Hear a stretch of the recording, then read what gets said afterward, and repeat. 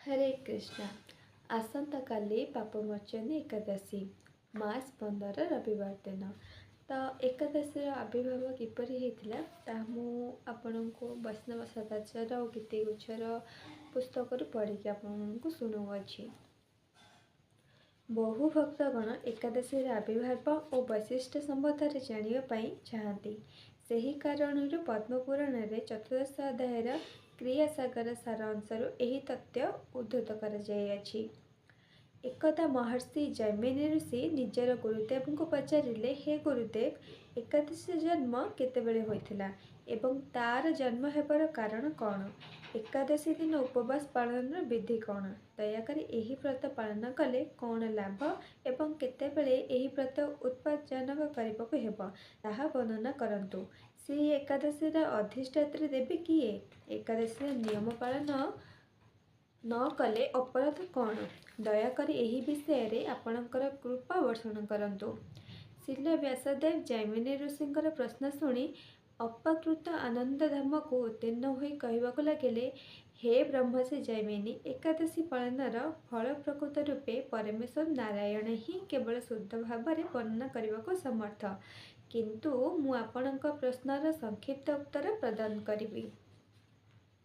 सृष्टिर प्रारंभ में परमेश्वर भगवान पंच महाभूत द्वारा स्थावर और अस्थावर जीवगण को पृथ्वी में सृष्टि करती। सही भाई मनुष्य मान को शास्ति देवा उद्देश्य पाप पुरुषों को मध्य सृष्टि करती। यही पाप पुरुषंकर अंग प्रत्यंग आदि नाना प्रकार पाप कार्य द्वारा गठन करते। तार मस्तकटी थिला ब्रह्म हत्यार पाप, आखि दुईटी निशा सेवन आसक्ति जनित पाप, मुखटी थिला स्वर्ण चौर्य जनित पाप, कान दुईटी सद्गुरुंकर पत्नी को उपगमन, नासिका परपत्नी हत्या, हाथ दुईटी गो हत्या जनित पाप, ग्रीवा परधन चोरी जनित पाप, बक्ष देश भ्रूण हत्यान पाप, निम्न बक्ष परक्रिया उपगमन जनित पाप, कटी देश आत्मस्तुति जनित पाप, जंघ गुरुर प्रति अपराध जनित पाप, लिंग निज कन्या विक्रय जनित पाप, पश्चात भाग गोपन विषय प्रकाश करिबार पाप, पदद्वय पितृहत्यार पाप एवं तार केशराशि अन्यान्य पाप कर्मादि। यही प्रकार गोटे विभट पापमय जीव सृष्टि करते, जार शरीर घोर कृष्ण वर्ण, आखि दुईटी पीतवर्ण, से पापी मान को अतीव दुस्संस प्रदान करे।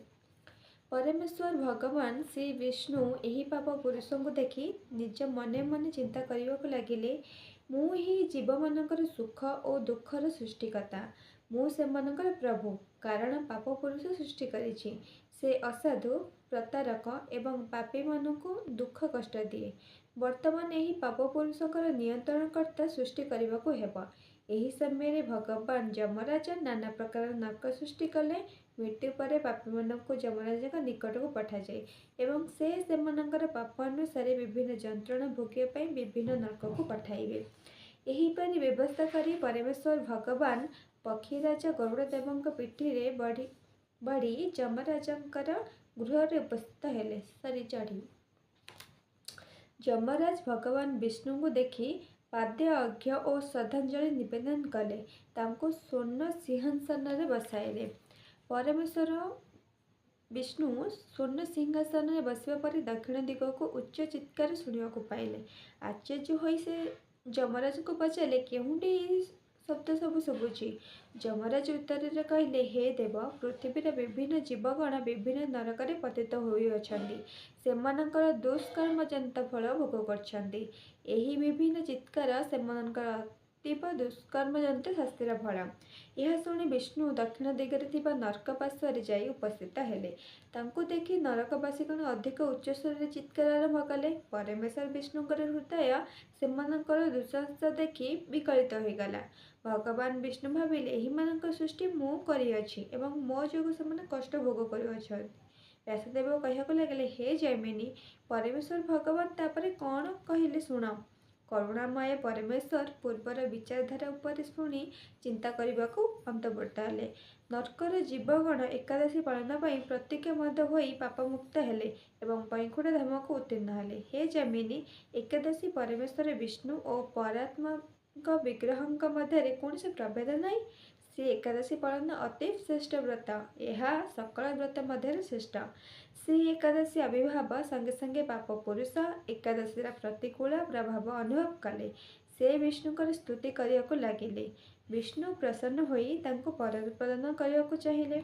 ପାପ ପୁରୁଷ କହିଲେ, ମୁଁ ଆପଣଙ୍କ ଠାରୁ ସୃଷ୍ଟ। ପାପୀମାନଙ୍କର ଶାସ୍ତି ମୋ ମାଧ୍ୟମରେ ଦେବାକୁ ଆପଣ ଇଚ୍ଛା ପ୍ରକାଶ କରିଥିଲେ, କିନ୍ତୁ ବର୍ତ୍ତମାନ ଏକାଦଶୀର ପ୍ରଭାବରେ ମୋର ଅସ୍ତିତ୍ୱ ଧ୍ୱଂସ ହୋଇଯାଉଅଛି।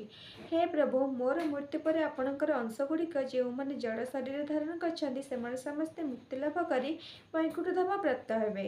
ସମସ୍ତେ ମୁକ୍ତ ହେଲେ ଆପଣଙ୍କର ଲୀଳାରେ କିଏ ଅଂଶଗ୍ରହଣ କରିବେ?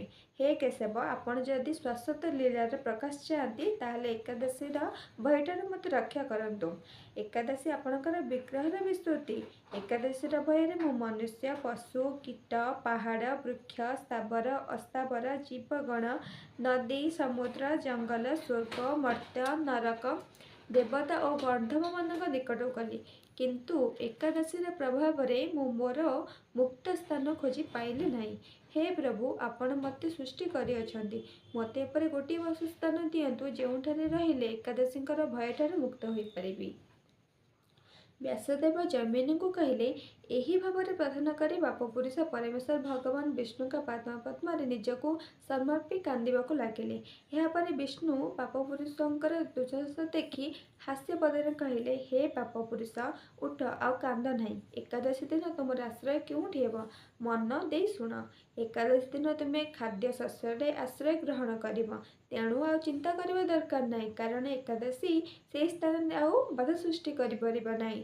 ପାପପୁରୁଷଙ୍କୁ ଏହି ଭାବରେ କହି ପରମେଶ୍ୱର ବିଷ୍ଣୁ ସେହିଠାରୁ ଅନ୍ତର୍ଦ୍ଧାନ ହେଲେ ଏବଂ ପାପପୁରୁଷ ନିଜ କାର୍ଯ୍ୟରେ ଲାଗିପଡ଼ିଲେ।